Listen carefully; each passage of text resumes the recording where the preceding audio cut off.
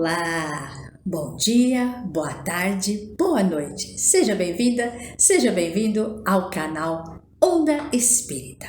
Muito bom no período da manhã, da tarde, da noite, daqui uma semana, daqui um mês, poder estar junto de vocês, levando o conhecimento. O nosso objetivo é a doutrina espírita, e também a diversidade do espiritismo. Maravilha, né? Vai conhecer o canal, vale a pena.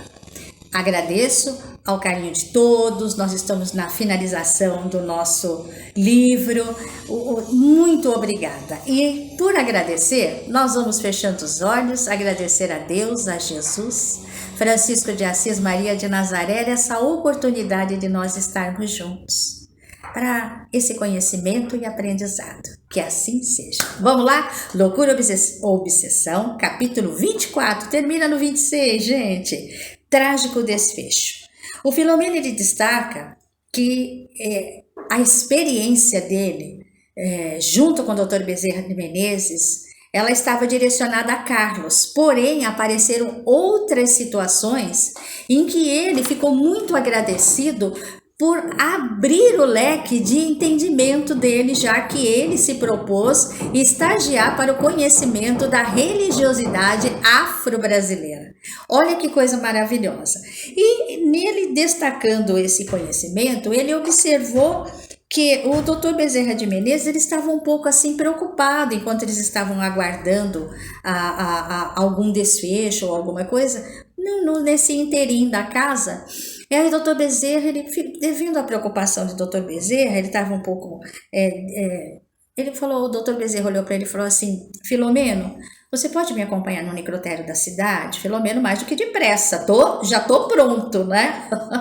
Falou, eu estou um pouco preocupado com um casal que está desolado nesse momento e precisa de ajuda. Bom, Filomeno, mais do que nunca, né? Deve ter passado a mão na sua pranchetinha,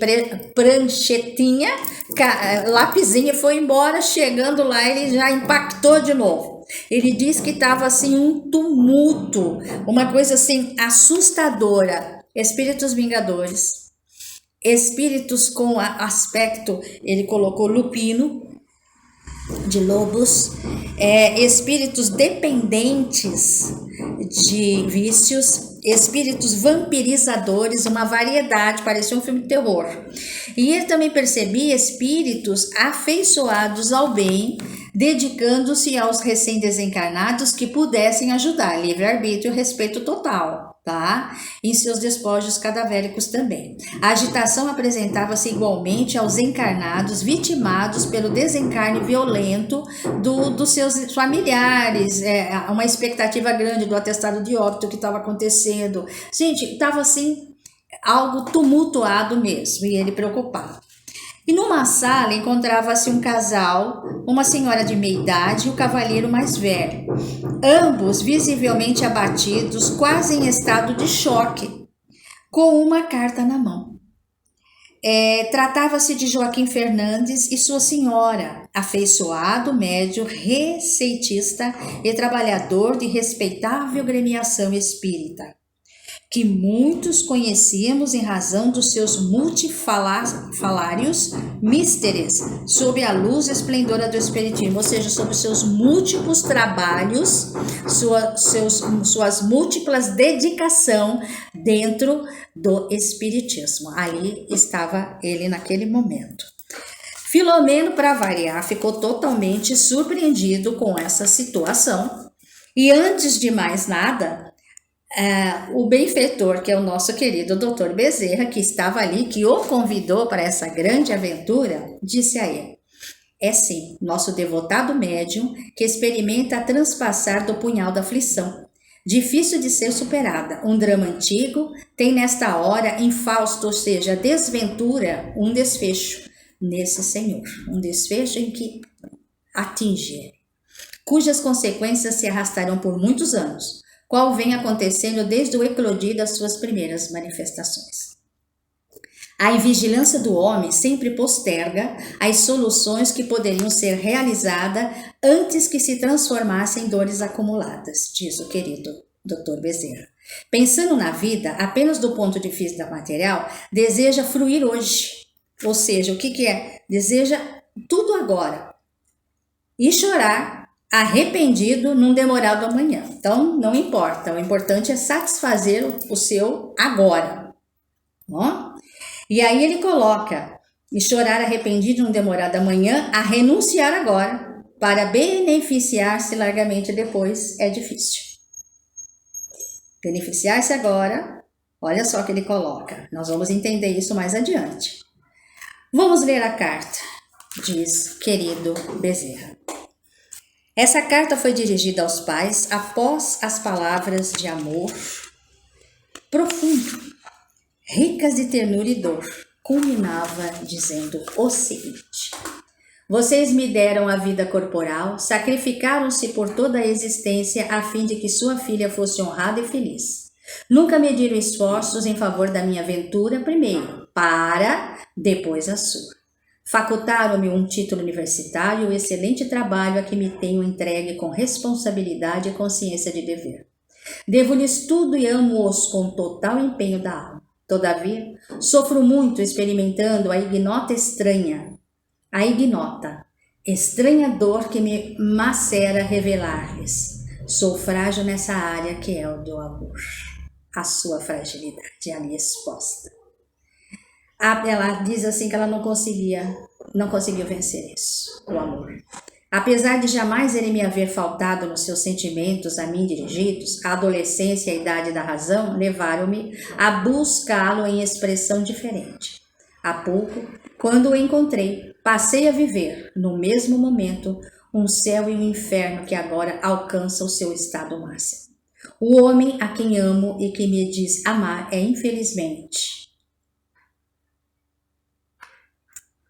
infelizmente, um homem casado e pai generoso.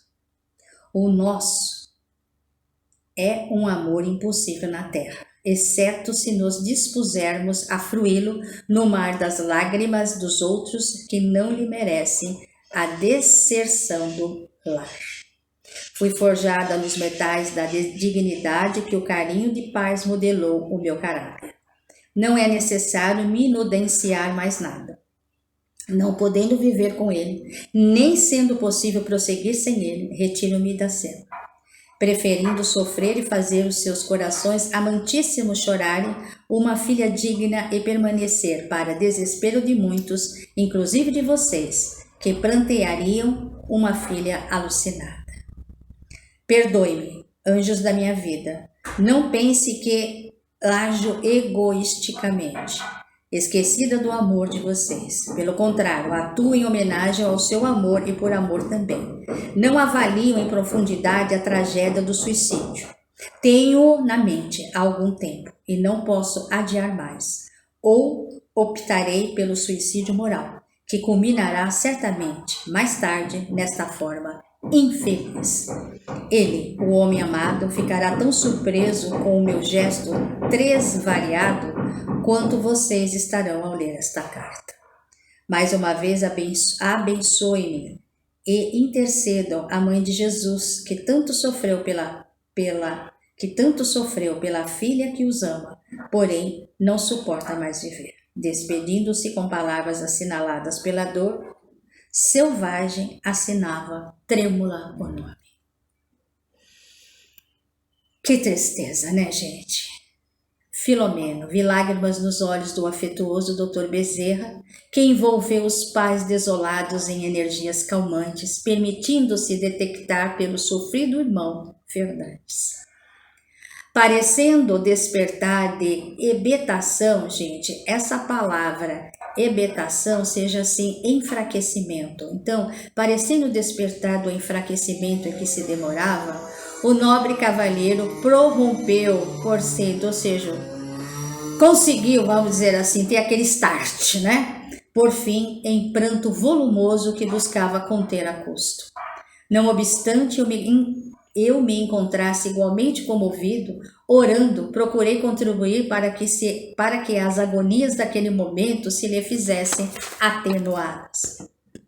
O choro far-lhe-á bem. Olha, gente, o choro far-lhe-á bem. Vamos combinar, hein? reportou-se Dr. Bezerra. As lágrimas que nascem do coração diminuem as dores da alma e acalmam o sistema nervoso em tensão. No momento próprio, o amigo espiritual passou a inspirar o médium, infundindo-lhe coragem para o prosseguimento da luta, recordando-lhe a esposa mais fraca e os necessitados que lhe pediam ajuda.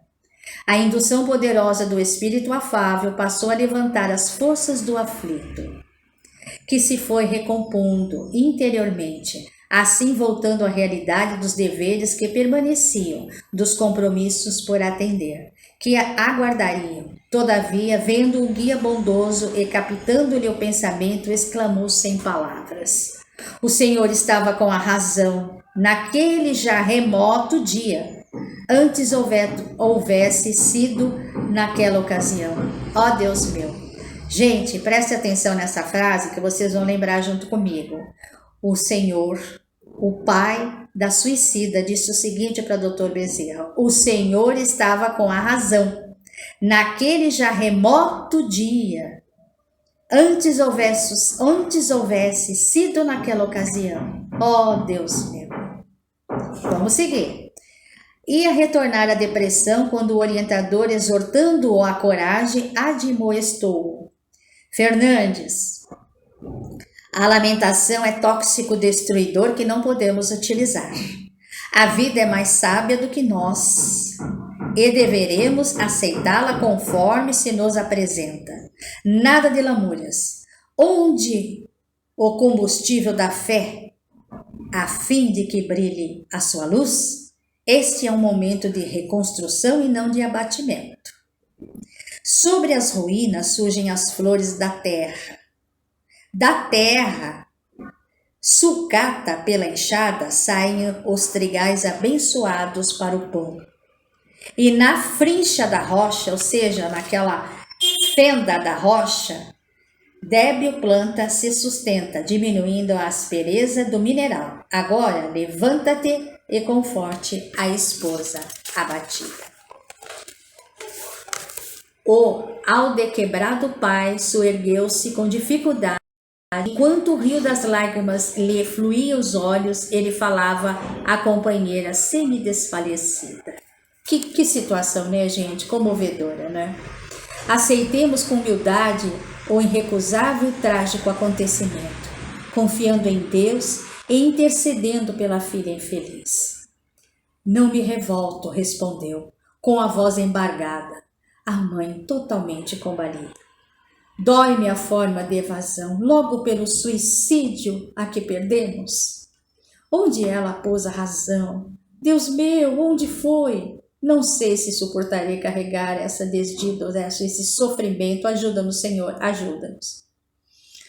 O Esculápio que atendera o casal no necrotério, o Esculápio seria o médico, tá, gente? Acostumado aos dramas do cotidiano, deixou-se envolver emocionalmente e telementalizado pelo mentor, olha que maravilha, disse a ambos os genitores da alma esfacelada. Gente, o plano espiritual utiliza a mediunidade em todos os campos para poder amparar aquele que está naquele momento e está, vamos dizendo assim, com seus créditos, né?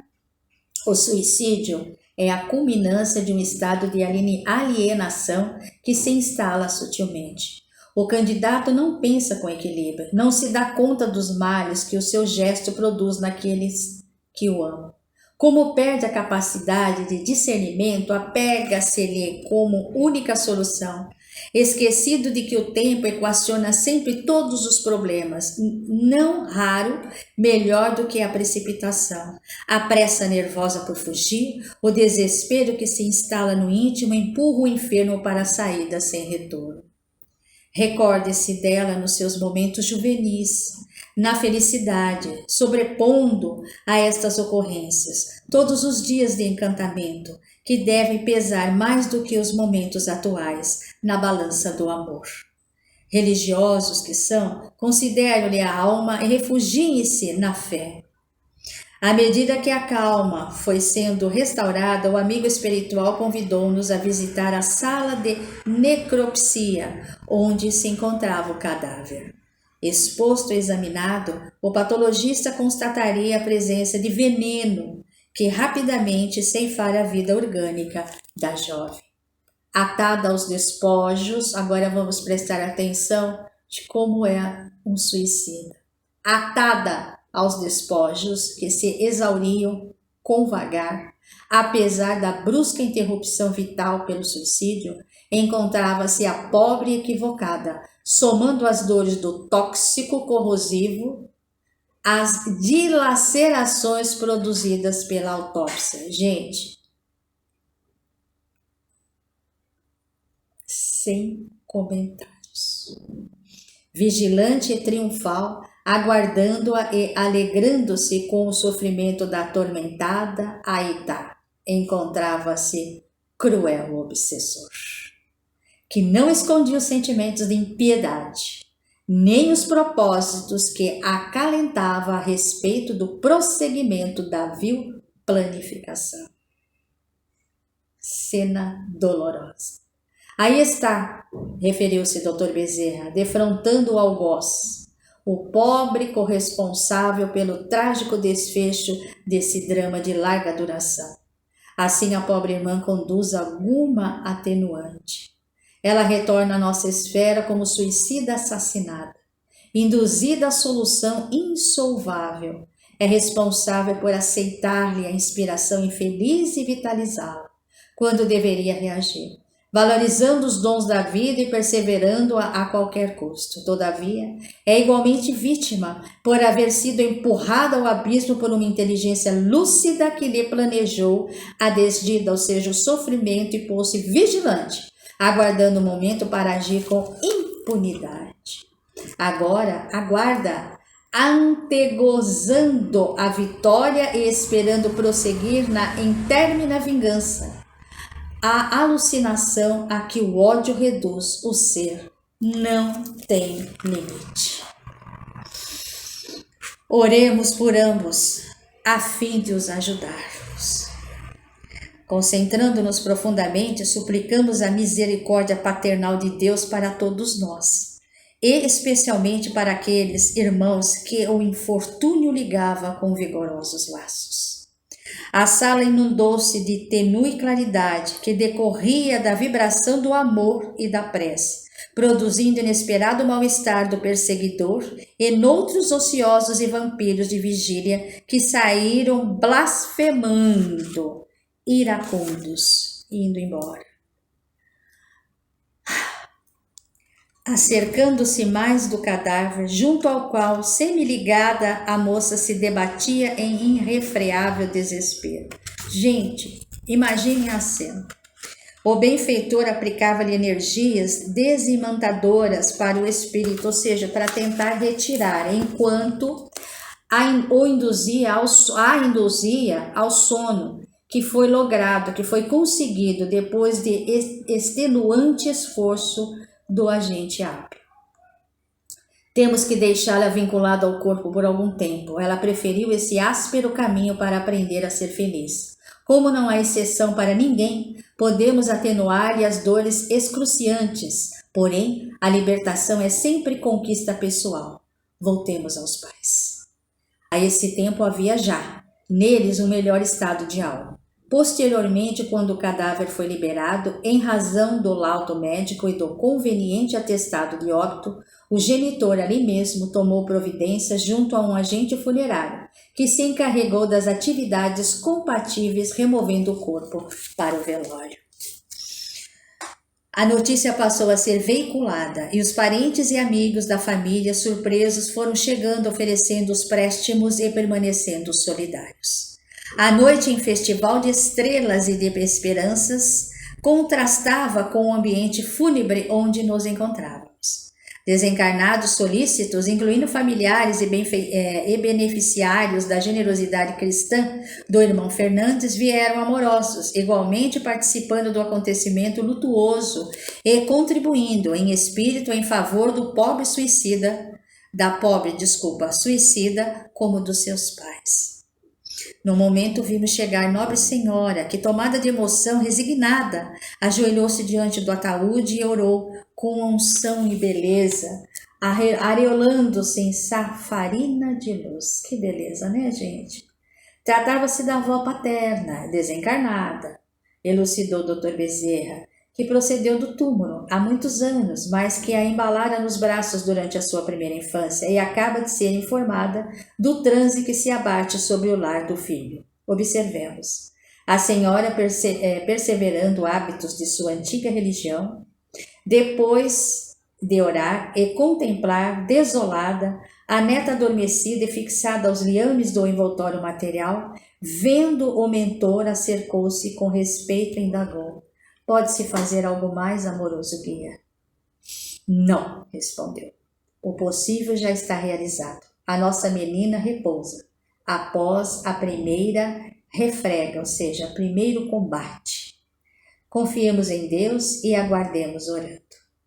A desencarnada aproximou-se do filho e, tocando-lhe a testa, facultou-lhe vê-la e ouvi-la. Com palavras repassadas de fé e irrestrita confiança no Senhor, exortou a coragem, informando que a filhinha, amparada, dormia a fim de seguir o ritmo das leis. Porque a afluência espiritual de amigos dedicados de ambos os lados fosse expressiva, fomos convidados a sair um pouco do recinto, aspirando o ar brando e levemente perfumado da noite, que se vestia de silêncio em razão da hora avançada. A minha curiosidade, segundo nosso querido Filomeno, mal podia ser contida, ante o interesse de conhecer mais, ele queria saber os motivos, para o estudo e o próprio aprimoramento. Alguns lances ou detalhes daquela vida interrompida bruscamente em razão da afetividade mal dirigida. Respeitando, porém, o silêncio do bondoso, discreto e sábio mestre espiritual, aguardei o momento que me fizesse oportuno. Passei a meditar acerca das tramas que urde o destino programado de cada ser. A impaciência, a irritação, não é? As imperfeições morais responde pelos danos de demorado curso que se instalam nas criaturas. São eles agentes fecundos da morte, arrebatando mais vidas do que o câncer, a tuberculose e as enfermidades cardíacas somados, pois que são responsáveis pelos desencadeamento da maioria delas. É verdade. Mente sane, corpo sane. Fatores intoxicantes perturbam o equilíbrio emocional e orgânico, psíquico e físico, facultando a instalação de doenças graves conhecidas, quando de outras de causa ignorada por hora. Rebelde por instinto, indomado, o homem prefere a reação imediata à ação cautelosa. Novamente, toda vez que tem os seus interesses prejudicados e até mesmo nos momentos que considera felizes. Sem o hábito salutar de sem o hábito salutar de meditar antes de agir, complica situações fáceis, gerando futuras dificuldades para si mesmo e para aqueles que lhe privam das horas. As disciplinas morais e espirituais são tão necessárias para o espírito quanto o alimento e o ar são para o corpo. Aproximando-nos de um parque arborizado, o benfeitor convidou-me a que nos sentássemos um pouco. A magia da noite dominava-me, acalmando-me a ansiedade e falando-me, sem palavras, da beleza da vida que pulsa majestosa em toda a parte. E com isso, nós terminamos o capítulo 24. Dando continuidade a esse acontecimento no capítulo 25, aonde nós vamos entender o desfecho desse drama, que é uma trama, digamos assim, manipulada pelo obsessor, dessa criatura que foi-se ao suicídio, e esse senhor e senhora, trabalhadores renomados da doutrina espírita. Um beijo no coração de todos e de todas. Muito obrigada e até a próxima. Que Jesus esteja com todos vocês.